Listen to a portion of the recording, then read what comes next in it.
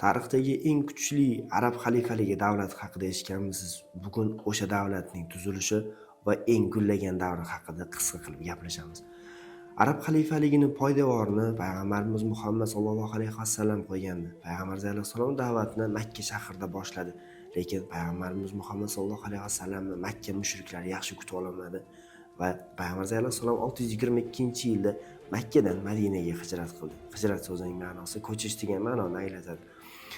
622-yilda Madinaga bordilar va Madinada payg'ambar sallallohu alayhi vasallam yaxshi kutib olindi. 630-yilda payg'ambar sallallohu alayhi vasallam Makkani ishg'ol qildi va arab xalifaligining poydevorini qo'ya boshlagandi. Arab xalifaligiga 632-yilda asos solindi. Bu davlat 632-yildan to 1258-yilgacha mavjud bo'lgandi. Arab xalifaligining tarixi 3 qismga bo'lib o'rganiladi. Birinchi davr 4 ta xalifa, ya'ni xalifa-i roshidlar davri. Bular birinchisi Abu Bakr Siddiq roziyallohu anhu. Abu Bakrning yillari 632-yildan 634-yilgacha, undan keyin Umar ibn Xattob roziyallohu anhu. Uning yillari 634-yildan 644-yilgacha. Uchinchi xalifa Usmon ibn Affon. Usmon ibn Affon 644-yildan 656-yillar oralig'ida hukmronlik qilgandi. 4-xalifa Ali ibn Abu Talib roziyallohu anhu. Ali roziyallohu anhu yillari 656-yildan 661-yilgacha hukmronlik qilgandi. Bu 4 ta xalifa davri. Bugun aytmoqchi bo'lgan va o'sha arab xalifaligining eng gullagan davrini yarata olgan hukmdor xalifa-i roshidlarning 5-chisi deb eslanadigan hukmdorlardan biri. Bu xalifa Umayyiylar sulolasining 8-vakili Umar ibn Abdulaziz. Bu insonni eslashganda 2-Umar deb eslashadi. Umayyiylar sulolasi 4 ta xalifadan keyin, ya'ni 661-yildan 750-yilga qadar hukmronlik qilgandi. Umayyiylarning 8-vakili aynan Umar ibn Abdulaziz edi. Umar ibn Abdulaziz kim edi?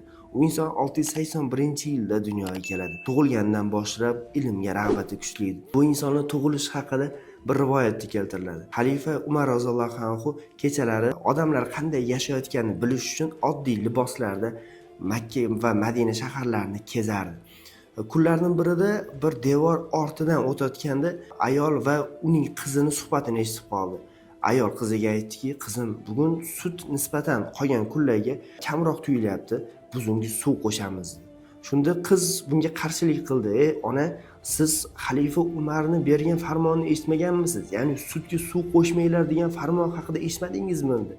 Ona aytdiki, "Qizim, xalifa Umar saroyda uxlayapti. Bizni suv qo'shayotganimizni qayerdan biladi?" dedi.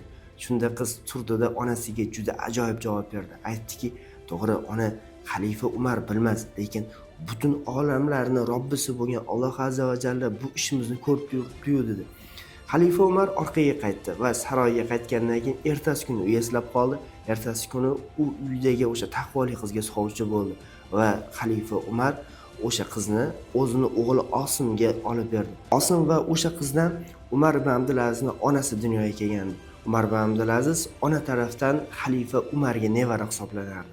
Umar ibn Abdulaziz umri davomida ilm bilan o'tdi. Madinaga borishdan avval Qur'oni Karimni to'liq 30 pora Qur'onni yodlab bo'lgan va shundan keyin u boshqa ilmlarni chuqurroq o'rganish uchun chiqib ketgandi. Uning dastlabki ilmlari Anas ibn Malik roziyallohu anhudan olingandi. U ilmga juda chuqur rag'bat qo'ygan insonlardan biri edi.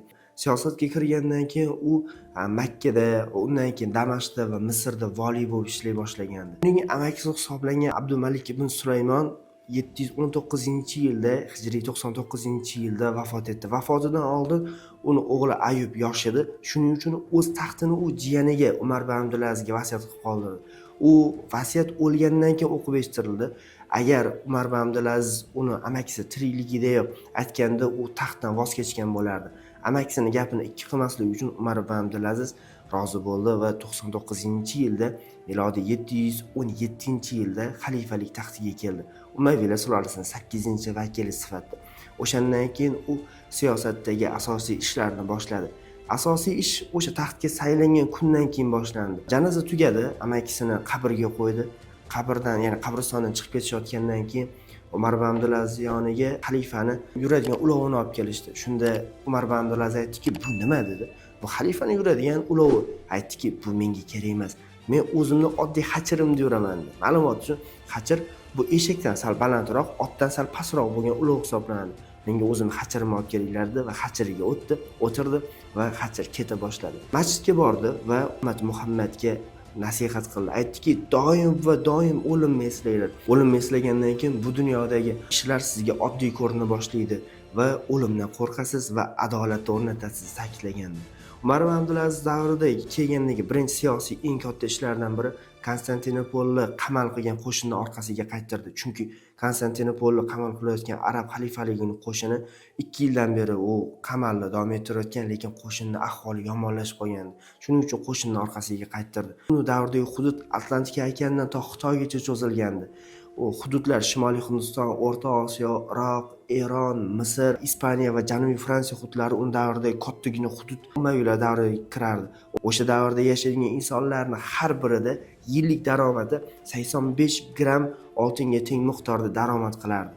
Kunlardan bir kun Umar ibn Abdulaziz yoniga kelishdi va aytishdiki, zakot oladigan insonlar qolmadi, endi nima qilamiz? Unda boringlarda uylanmoqchi bo'lgan insonlarni uylantirib qo'ylardi. Biz hammasini uylantirib qo'ydik. Unda ilmga rag'batli, ya'ni ilm qilmoqchi bo'lgan odamlarni o'sha ilmiga rivojlantiringlar. Biz uni ham qildik. Qarzdorlari qarzdan voz kechirdiringlar. Biz uni ham qildik. Hammasini aytishdi, lekin baribir zakot ortib qoldi deydi. Shunda Umar ibn Abdulaziz aytdiki, unga bug'doy sotib olinglar va tog'larga olib chiqinglar, o'sha bug'doy sochinglar va gap chiqmasin. Musulmon yurtlarda qushlar och qolmasin degan gap chiqmasligi uchun xuddi shu ishlarni qilinglar degan. Umar ibn Abdulaziz odil xalifa edi. U xalifa bo'lgandan keyin xotiniga Fotimaga aytdi: "Ey Fotima, endi men xalifa bo'ldim, endi sen bilan bir yotoqda yota olmayman.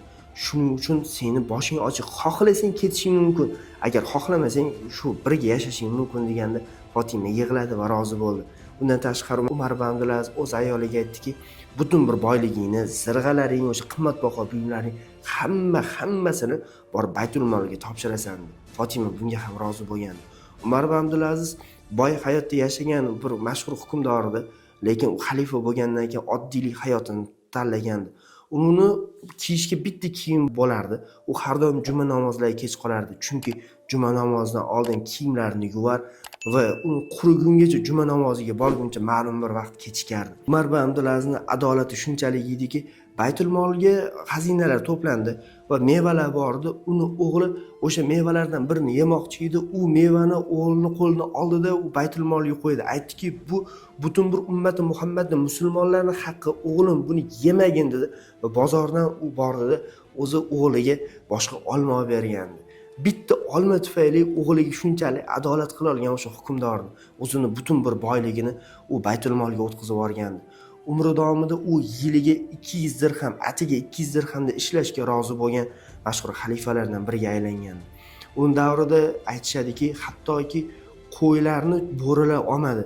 Bir kun bir inson cho'ponning yoniga bordi. Cho'pon bo'rilar yordamida qo'ylari qarab yurgandi. Bu itmi yoki bo'rimi deb savol berdi. Cho'pon javob berdiki, bu bo'rilar dedi. 20 ga yaqin bo'rilar qo'ylar qo'riqlab yurgandi. Shunda inson hayron bo'ldi. Buni sababi nega bo'rilar qo'ylarni olmayapti deganda aytdiki, bu qo'ylarning zakoti to'langan. Zakoti to'langan har qanday molga hech qanday balo kelmaydi deb ta'kidlab o'tgandi. Bu Umar ibn Abdulaziz davrida bo'lgan shunday adolat edi. Umar ibn Abdulaziz yoniga bir kun uzoq bir shahardan bir ayol keldi. Ko'chadagi insonlardan so'radi o'sha ayol, xalifaning uyi qayerda dedi. Xalifa uyini ko'rsatishdi. Ayol xalifaning uyiga bordi, orqasiga qaytdi. Aytdiki, bir yomon bir uy, bunda xalifa yashashi mumkinmi deb savol berganda odamlar aytdiki, ha, Umar ibn Abdulaziz shunday uyda yashaydi. Ayol eshikni taqillatdi va ichkariga kirdi. Ichkarida Fotima uy ishlarini qilib yurgan. Savol berdiki, "Ey, xalifani ayolni yordamchisi, xalifani ayoli qayerda?" Fotima uni uyiga taklif qildi, aytdiki, "Xalifani ayoli menman" dedi. Va Umar ibn Abdulaziz kuta boshlashdi. Umar ibn Abdulaziz uyga qaytdi. Qaytgandan keyin devor yiqilib ketgandi va devorni to'g'irlash ishlarini boshlagan. Shunda ayol qarab turdi-da, aytdiki, "Fotima, nega sen o'zi xizmatkoringning yonida yuzingni, ya'ni avratlaringni bekitmayapsan?" deganda Fotima aytdiki, "Bu xizmatkor emas, bu xalifa Umar ibn Abdulaziz" degan. Umar ibn Abdulaziz o'sha ayol bilan ko'rishdi va ayol aytdiki, "Men qarib qoldim. Meni 10 ta qizim bor. Ular na eri, na farzandlari bor. Sizdan o'shaning uchun yordam berishingizni so'rab keldim" dedi. Shunda Umar ibn Abdulaziz ayolga falonchi qizingga 100 dirham, ikkinchi qizingga 100 dirham pullar bera boshladi. Shunda har bir qizini aytib 100 dirhamdan bera boshlaganda Ayol alhamdulillah dedi. Lekin 10-qiziga kelganda 100 dirham aytilgan paytda o'sha ayol xalifa sizga rahmat dedi. Umar ibn Abdulaziz oxirgi xatni yirtib tashladi. Ayol bundan ajablandi va buning sababini so'raganda Umar ibn Abdulaziz aytdiki, "Sen 9tasini aytgan paytingda Allohga hamd aytding, chunki berilayotgan pullar asosiy qismi Baytul moldan berilyapti. 10-sini aytganingda menga rahmat aytding. Men endi u qizingga o'zim yonidan u 100 dirham berishim kerak, lekin menda 100 dirham topilmaydi" deb ta'kidlagan. Umar ibn Abdulaziz to'lachadan kelgan, o'z quyuq soqollari unga savlat bag'ishlashida qilib turardi. U qorachadan kelgan insondir. Umar ibn Abdulaziz xalifa bo'lishdan oldin ko'rishganda, u to'lachadan kelganda o'sha beliga bog'langan qiyiqchalari qornining ichigacha kirib turardi. Lekin xalifa bo'lgandan keyin ko'rishgan insonlar uni tanimay qolishdi, chunki u shunchalik ozib ketgan, hattoki kiyimini ustidan u qovurg'alar qanchalik, ya'ni nechtaligini sanasi bo'ladigan darajada ozib ketgandi. Umar ibn Abdulaziz har doim o'limni eslaganda yig'lagandagi hattoki hushidan ketib qolardi. Umar ibn Abdulaziz mamlakatdagi faqatgina musulmonlar emas, balki ahli kitob bo'lgan nasroniy va yahudiylarni ham qarzlaridan uzib berar va ularni holidan xabar olib turish uchun ularning yonlariga borib turardi. Uni davrida adolat rostmanasiga o'rnatilgandi. Uni davrida zakot berishga insonlar qolmadi. Ko'chada insonlar mening zakotim, falonchining zakoti deb ko'chaga daraxtlarga qoqib ketardi. Shunday adolatni o'rnatilgan hukmdor atiga 2 yil hukmronlik qilgandi. 717-yildan 719-yilgacha. Savol tug'iladi, Umar ibn Abdulazizning taqdiri nima bo'ldi? Uni zaharlashdi. Umar ibn Abdulaziz 720-yilda o'lgandi. Va uni o'rniga 9-vakil, ya'ni Umayyad sulolasidan Ayyub taxtga keldi.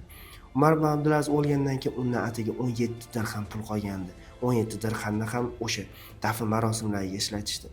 O'lgandan keyin uni dafn marosimi ma'lum miqdor cho'zildi, chunki insonlar u bilan xayrlashishga juda ko'p inson yig'ilgandi. 720-yilda o'sha xalifa Roshidlarning 5-chisi 2-Umar deb eslanadigan inson o'ldi. Umar ibn Abdulaziz o'lgandan keyin Vizantiyani o'sha davrdagi imperatori Lev uchinchi juda mahzun bo'lib qoldi. Bu xabar unga yetildi. Nega mahzunligini sababini so'rashganda Lev uchinchi aytdiki, dunyodagi eng solih insonlardan biri bugun vafot etdi. Lev uchinchi aytadiki, Umar ibn Abdulaziz dunyodagi eng taqvodor hukmdorlardan biri edi. Nasroniylardagi rohiblar, ya'ni dunyoni tarki dunyo qilgan rohiblardan ko'ra Umar ibn Abdulaziz ulardan ham taqvoliroq edi. Chunki rohiblar dunyoda boyligi bo'lmasa ham tarki dunyo qildi. Lekin Umar ibn Abdulazizning oyog'ini ostidan boyliklar oqdi, lekin u boyliklariga qaramasdan shu ulardan yuz o'girib yashagan mashhur xalifa bugun o'ldi. Undan o'rnak oladigan juda ham ko'p ishlar qoldi deb ta'kidlab o'tgandi. Umar ibn Abdulaziz atigi 39 yil yashab o'tgandi va u rostmanasiga arab xalifaligidagi kuchli, ya'ni oltin davrni o'rnata olgandi. Va aytib bermoqchi bo'lgan insonim Umar ibn Abdulaziz. Hayotimizda adolat o'rnatmoqchi bo'lsak, avval o'zimizdan boshlashimiz kerak. Konfutsiy bir gapi bor.